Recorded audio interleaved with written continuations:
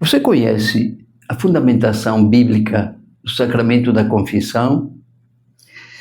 O painel que fica na minha clínica do Espírito, de frente a quem se confessa, reproduz a cena da primeira aparição oficial de Jesus ressuscitado aos apóstolos, descrita pelo apóstolo evangelista João. É o capítulo 20, de 19 a 23. Era o primeiro dia da semana. Ao anoitecer desse dia, estando fechadas as portas do lugar onde se achavam os discípulos, por medo das autoridades judaicas, Jesus entrou, ficou no meio deles e disse: "A paz esteja com vocês." Dizendo isso, mostrou-lhes as mãos e o lado. Então os discípulos ficaram contentes por ver o Senhor. Jesus disse de novo: "Shalom, tudo de bom para vocês, a paz esteja com vocês. Assim como o Pai me enviou, eu também envio vocês." Tendo falado isso, Jesus soprou sobre eles, dizendo: "Recebam o Espírito Santo. Os pecados daqueles que vocês perdoarem serão perdoados. Os pecados daqueles que vocês não perdoarem serão retidos." Os apóstolos se encontram no cenáculo, na mesma sala onde, na quinta-feira anterior, Jesus, pressentindo estar já próximo ao seu fim, havia instituído a Eucaristia. Após a Santa Ceia, Jesus saiu com eles para o Jardim das Oliveiras para se recolher um tempo em oração.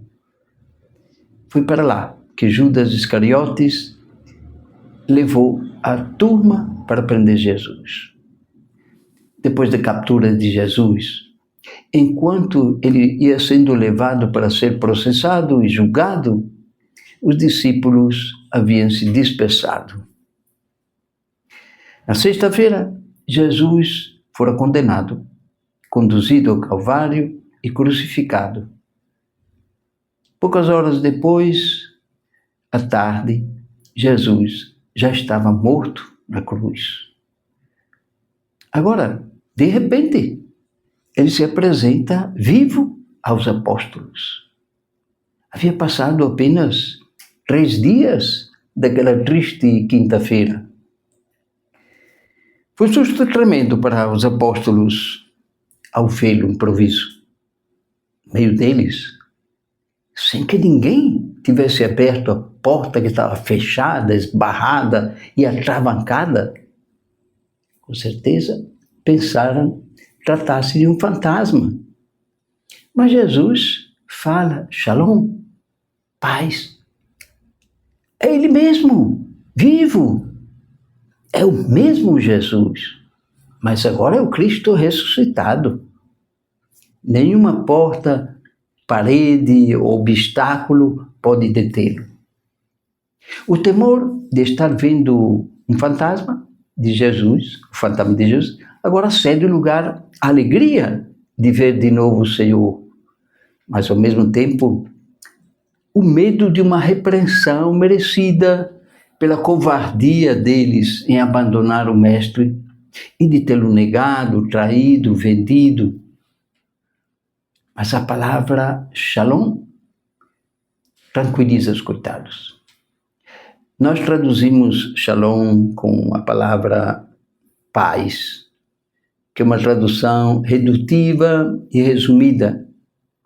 Shalom significa tudo de bom. Não somente a paz, mas a totalidade, a plenitude dos bens messiânicos, a realização de todos os desejos humanos. Eles esperavam um carão, mas ao invés do carão, da repreensão, vem o perdão. E não só isso. Além de dar implicitamente o seu perdão aos seus apóstolos, Jesus entrega a eles a mesma missão que o Pai entregou a ele, a Jesus. Assim como o Pai me enviou, eu também envio vocês. Mais uma loucura de Deus, confiar novamente nesses homens covardes, frágeis, fracos, que acabavam de decepcioná-lo. Mas aquele sopro de Jesus infunde neles o Espírito Santo, o Espírito de Jesus, os torna homens novos, e é justamente a eles que Jesus entrega esse ministério da misericórdia, que é um poder exclusivo de Deus. Repare como são importantes e significativas as circunstâncias em que acontece a instituição do sacramento do perdão, da reconciliação, da confissão, justamente na hora em que seus apóstolos se revelam fracos, frágeis, pecadores e necessitados do perdão, é que Jesus os faz ministros da misericórdia divina e do perdão para com os outros, mesmo sendo os primeiros a precisar da misericórdia divina. Talvez porque, sendo pecadores, entenda mais profundamente, pela própria experiência, a importância e a graça do perdão. Mas o olhar atento de quem observa atentamente os painel deve ter notado uma incongruência na imagem. No painel estão representados os 12 apóstolos, mas na verdade o número não bate, né? Judas Iscariotes já não havia sido enforcado? Deveriam ser só 11 ou 10, porque Tomé também não estava. Judas também, achando seu pecado gravíssimo, imperdoável, não conseguiu se perdoar a si próprio. Mas, ao contrário, se julgou réu, se condenou, e ele mesmo executou sua sentença de morte, sua pena, enforcando-se. Por qual motivo, então, eu fiz questão de colocar 12 personagens e não 11? Quando Jesus, pendente da cruz, havia dito: Pai, perdoa-lhes porque não sabem o que fazem. Além de perdoar aos que o crucificaram e estavam até zombando dele, com certeza Jesus estava incluindo também Judas Iscariotes, Pedro, os demais apóstolos e todos os pecadores de todos os tempos. A diferença entre a atitude de Pedro e de Judas Iscariotes foi que Pedro se arrependeu e pediu perdão, enquanto que Judas Iscariotes se arrependeu sim, mas achou seu pecado maior do que o amor e a misericórdia de Jesus. Não se sentiu merecedor da misericórdia divina. Ele achou mais justa a autopunição da morte do que a absolvição. E Deus respeitou a liberdade dele de se enforcar. Mas a história poderia ter sido diferente. Eu me permiti imaginar e representar um final diverso do realmente ocorrido, porém verossimilhante. Santa Teresinha tem uma fala impactante, dizendo que ela também, se tivesse traído Jesus, teria ido se pendurar, não na árvore, porém, mas no pescoço de Jesus, para pedir perdão. Com certeza teria recebido seu perdão misericordioso. Nesse painel tem uma pessoa ajoelhada diante de Jesus.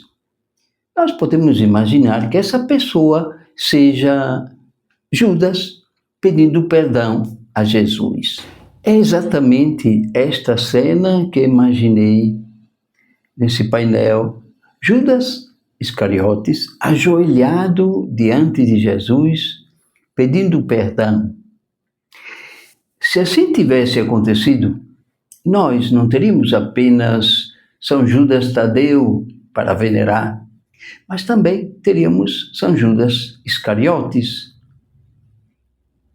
Pois bem, Essa figura de joelho, esse personagem misterioso, anônimo e emblemático que está no lugar onde Judas poderia e deveria ter estado, é a representação simbólica de cada um de nós que se confessa aos pés de Jesus e recebe o seu perdão.